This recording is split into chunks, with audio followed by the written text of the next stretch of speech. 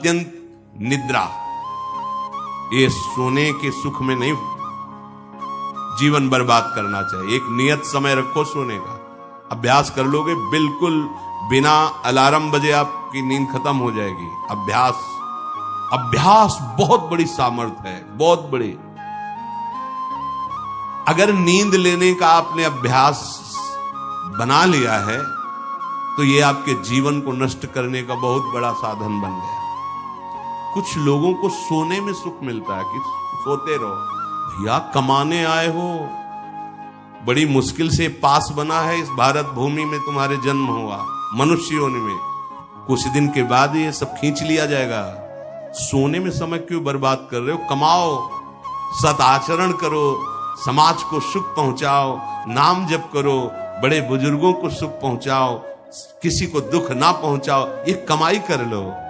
कमाई करने आए हो या तुम्हारा कुछ नहीं, न था ना है न रहेगा। होश में तुम्हें जो पद मिला है, जो सामग्री मिली, जो जीवन मिला है, लगा दो पर सुख में और निरंतर भजन करते हुए जीवन मुक्त हो जाओ।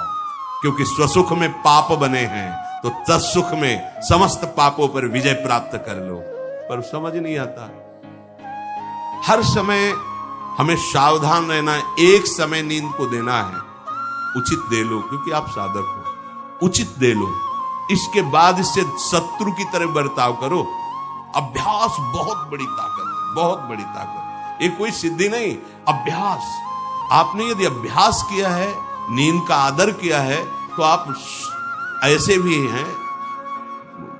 साधकों के सामने ही बताया था उन्होंने कि मुझे बस भोजन पवा दो तो मैं सो जाऊंगा, फिर भोजन पाऊंगा, फिर सो जाऊंगा। मेरा अभ्यास इतना दृढ़ है। धन्य है आपका जीवन जो ऐसा अभ्यास सिद्ध कर लिया है। अरे बर्बाद करने के लिए सोना थोड़ी है। तो यहां कह रहे अति निद्रा, उचित निद्रा आवश्यक है। जब तक शरीर भाव में साधना हो रही तो जरूरी है। और ईर्ष्या, दूसरे की बढ़ोतरी देखकर जो ईर्ष्या होती है, जो जलन होती है, ये उपासक को उपासना में बढ़ने नहीं देती। इसको संभालिए। एक ही उपाय है जिस पे ईर्ष्या हो, भगवत भाव कर लो। प्रभु मैं आपको जान नहीं पा रहा हूं, फिर भी मेरे अंदर में आपके ही प्रति है, क्योंकि आपके हैं ना। प्रभु मेरा सुधार कर दो, बहुत जल्दी सुधार हो जाएगा। मोह, भले परिवार में रह रहे हो, पर इतनी तो बात समझ लो, ना वो तुम्हारे हैं ना तुम उनके हो। ये तुम्हें समझ में भले ना हो, पर डाल लो।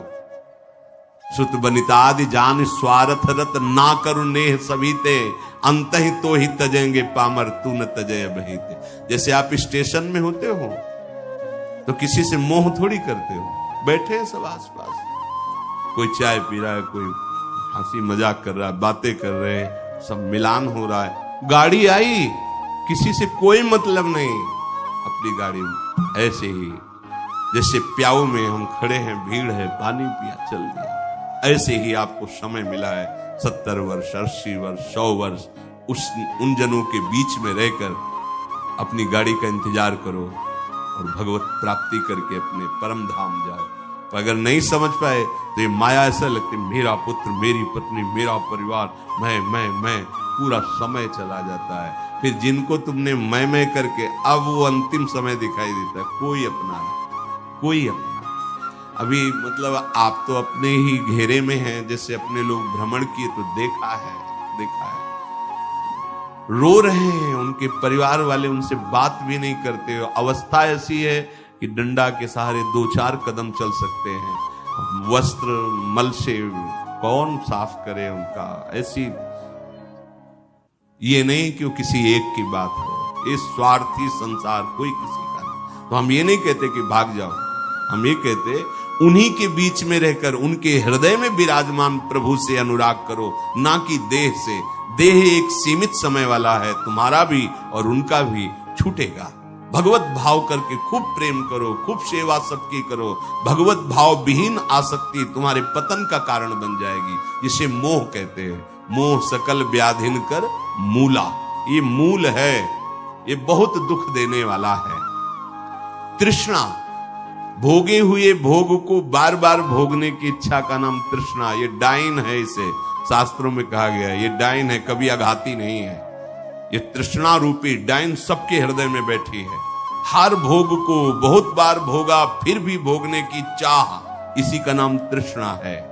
और कायरता, जो नहीं होना चाहिए उसमें बहुत उत्साहित है, जो करना चाहिए, जो होना चाहिए उसमें, उसे कायरता कहते हैं।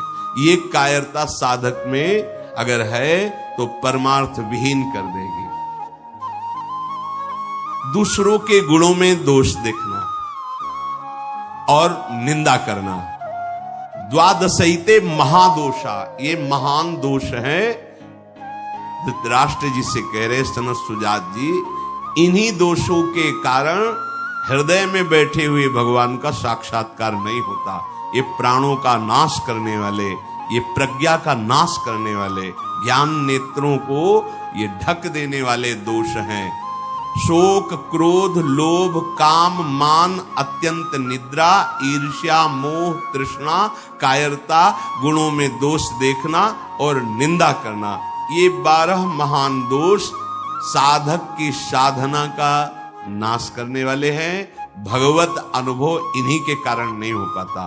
भगवान हृदय में है पर हमें अनुभव क्यों नहीं होता? इन 12 दोषों के कारण।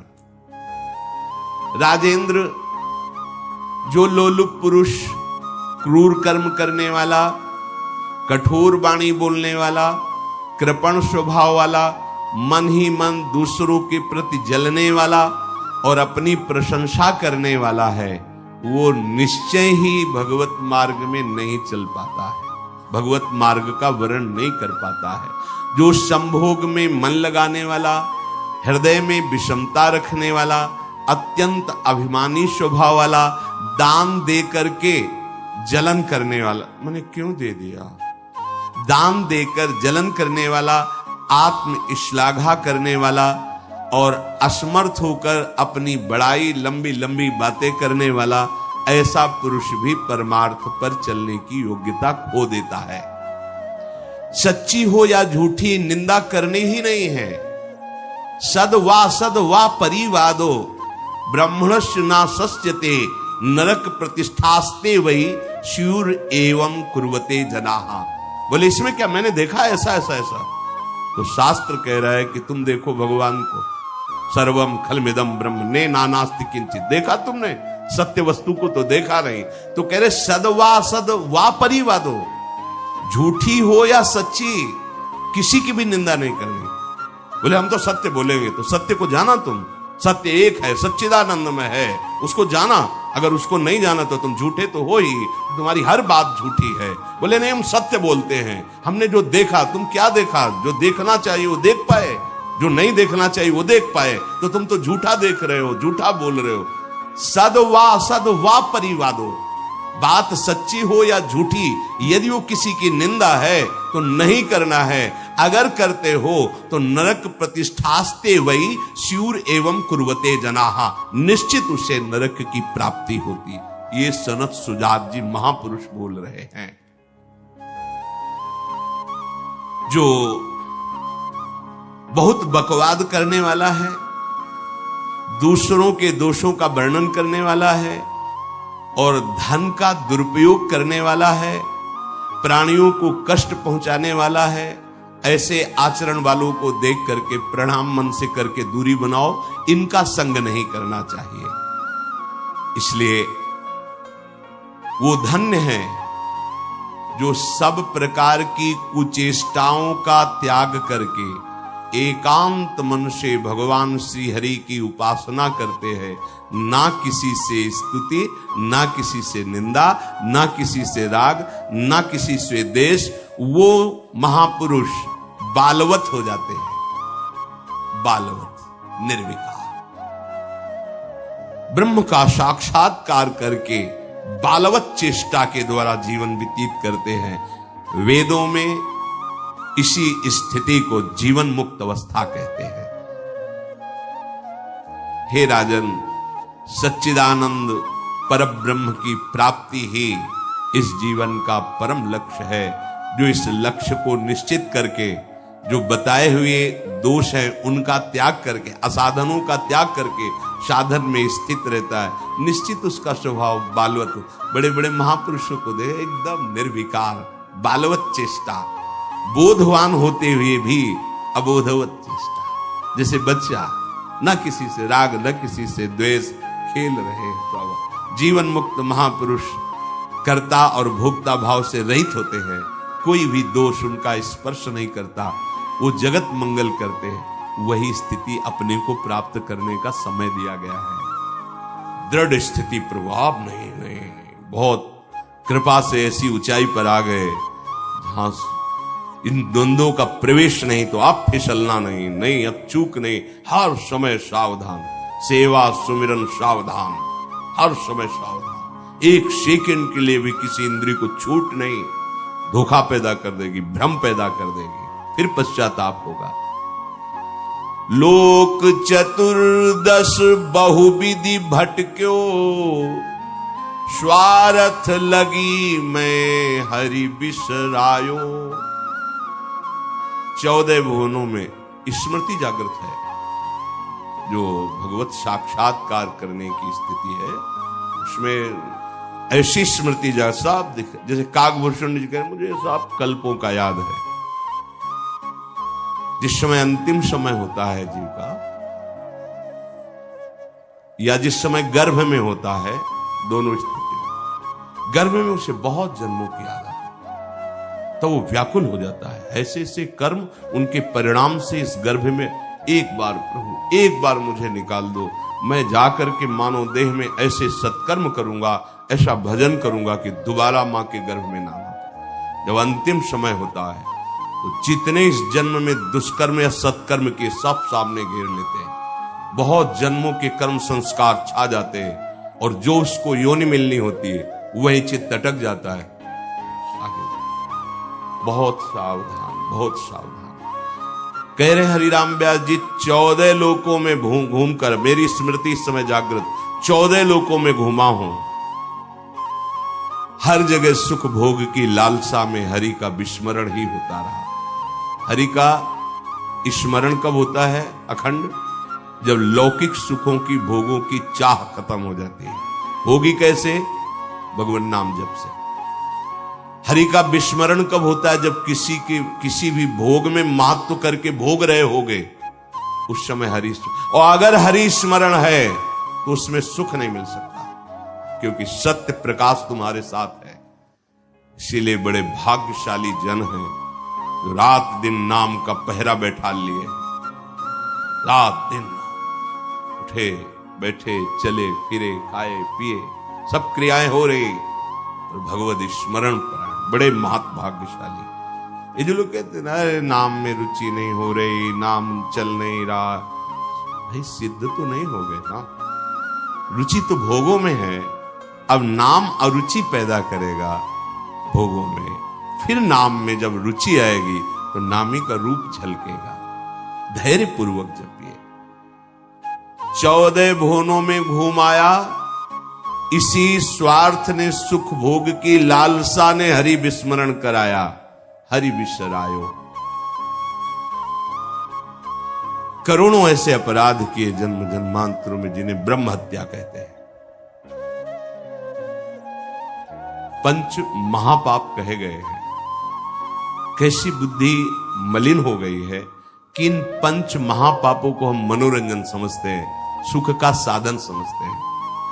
मदिरा पीना, पर स्त्री गमन करना, द्वित कीड़ा, हिंसा, स्वर्ण चोरी, ये 5 महापाप के।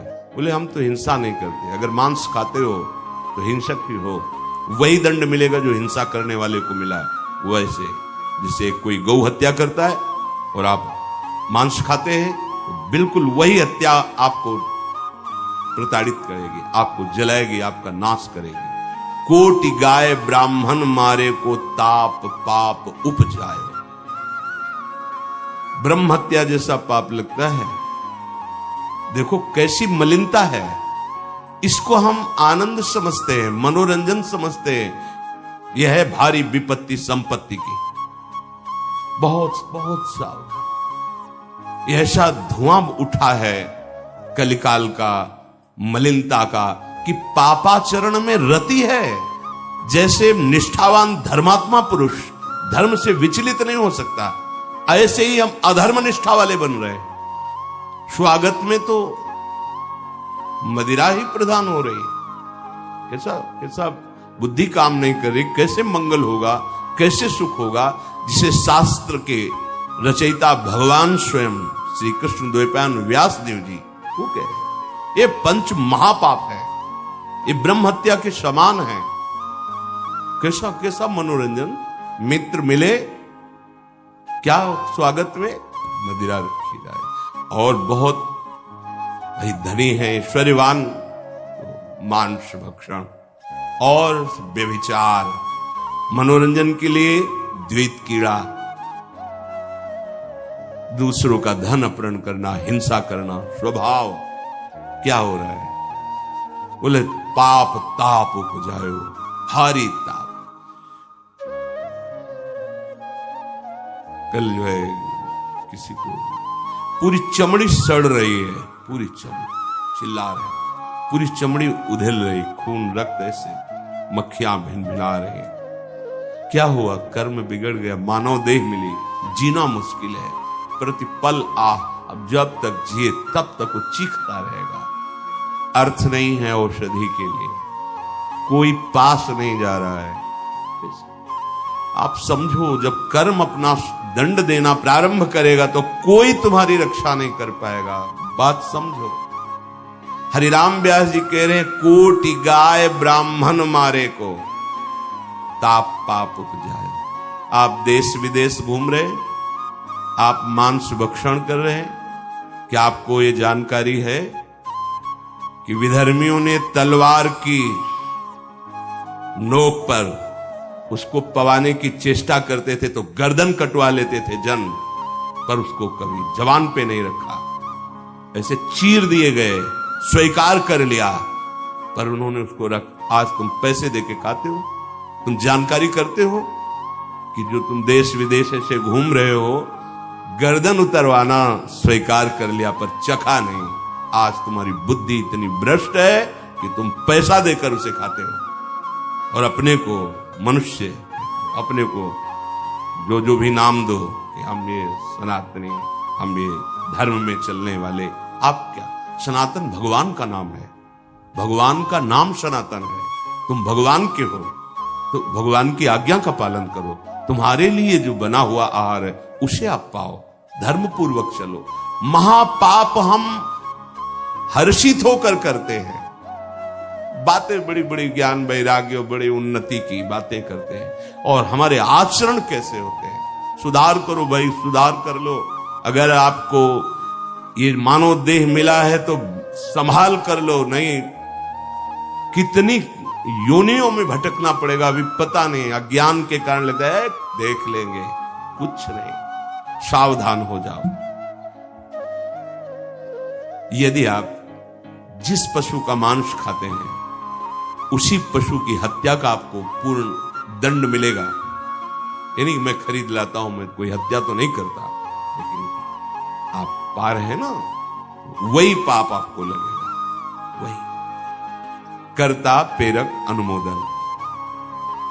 आगे कह रहे, कबहू स्वपचु शरीर धर्यो मैं, चोरी बल उदर बढ़ायो, कबहू कविद्यावाद स्वाद लगी, ब्राह्मण हुए पुजवायो, हरि बिनु छीन ना कहूं सुख पायो। कभी नीच प्रवृत्ति धारण करके, नीच योनि में जन्म लेकर के नाना प्रकार की चोरी कपट छल, बस कैसे पेट भरे। कभी बहुत विद्वान होकर के विद्या के अभिमान में तर्क विवाद करते, प्रकांड पंडित थे, ये जहां भी जाते थे विजयश्री विद्वता से प्राप्त करते थे। तर्क जिह्वा में ऐसी प्रवीणता थी, कोई इनके सामने टिकता नहीं था। तो वहां फिर नमस्कार, पूजा, सम्मान, वाहवाही। कबहू कविद्यावाद स्वाद लगी, ब्राह्मण हुए पुजवायो। जब कोई प्रणाम करता है, नमस्कार करता है, प्रशंसा करता है, अच्छा लगता है। वो अच्छा लगना देह भाव को पुष्ट करके भगवत विस्मृति के गर्त में गिरा देगा। कबहू करंक निशंक भयो, घर घर फिर जूठो खायो। कबहू क सिंहासन पर बैठो, छत्र चौर ढरवायो। कभी तो इतनी गरीबी देखी है, कभी किसी योनि में ये देखा कि राजा बन गया, छत्र चौर बड़ा वैभव, लेकिन उधर गरीबी में भूख से व्याकुल होकर भगवत स्मृति रहित जीवन गया। कभी इतना वैभव कि उसके अभिमान में प्रभु को भूलकर भटकता रहा। ये ऐसी माया है कि जो जहां है उसी में आसक्त है। महाभारत में प्रसंग आता है, भगवान व्यास देव जी जा रहे थे तो एक नाली का कीड़ा निकलकर बड़ी तीव्र गति से मार्ग को लांघ रहा था। वह भाई इतनी रफ्तार से आप जा रहे हो, क्यों, क्या पीड़ा है तुम्हें? बोले उस साइड की नाली में मुझे जाना है और भयभीत हूं। क्यों भयभीत? तुम्हें गाड़ी की आवाज नहीं सुनाई दे रही? बैलगाड़ी आ रही, वो हमारे ऊपर चढ़ेगी तो मैं मर जाऊंगा। भगवान व्यासदेव जी सर्वभाषाओं का ज्ञान रखने वाले, उन्होंने कहा तुम्हें इस कीड़े शरीर से इतना प्यार है? अरे ये शरीर नष्ट होगा तो दूसरा शरीर मिल जाएगा। बोले आपको जो व्यास शरीर प्रिय है ना, ये उतना ही हमें ये कीड़े का शरीर प्रिय है।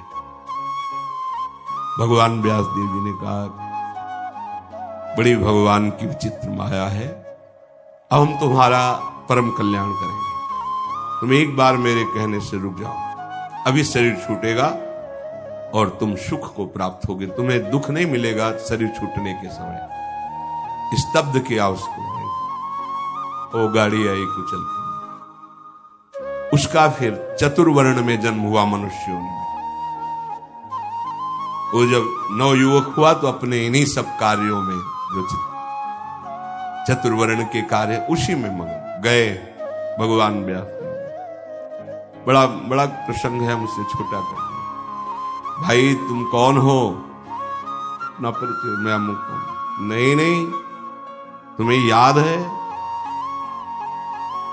अब स्मृति जागृत हुई, हाँ मैं वही कीड़ा हूं जो आपसे, तो देखो तुम फंस गए ना फिर यहां। जैसे तुम्हें कीड़े का शरीर प्रिय था, ऐसे तुम ये इस शरीर में नहीं, इसको भी छोड़ो। भगवान व्यास देव जी ने वो शरीर छोड़ा। क्रम से वो प्रथम वर्ण में जब उस ऐसे राजा बना, तृतीय वर्ण, ओ चंवर डुलाए। तुम्हें याद है हर वर्ण में उसका जन्म हुआ क्रम से? तुम्हें याद है? हाँ मैं चक्रवर्ती राजा हूं, मेरा है वैभव, मुझे स्मृति नहीं।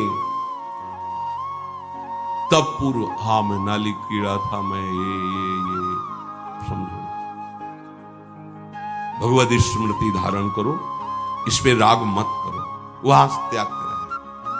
जब प्रथम वर्ण में जन्मा, वो अपने कार्य में विद्वान होकर ऐसे उपरोहिता। फिर भगवान व्यास देव, तुम्हें याद है? शास्त्र याद है? ये सब नहीं, पूर्व स्मृति याद है? पूरी याद कर। हाँ अब एकांत वन सेवन कर, और मैं जो ब्रह्म विद्या का उपदेश कर रहा हूं उसको धारण कर, तो परम पद को प्राप्त हो। उसमें दिखाया कि जिस शरीर में जीव जाता है उसी को ऐसा मानता है ये मेरा है, और मानो पहली बार मैं इस सृष्टि में आया हूं, सब भूल जाता है, और जो उसके सामने परिवार भोग, उसी में आसक्त होकर उसी का चिंतन करके, ये बहुत काल से चल रहा है।